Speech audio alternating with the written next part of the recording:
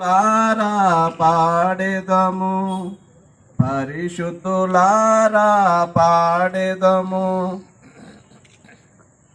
అలాగే చిన్న చరణం, చిన్న సెంటెన్స్.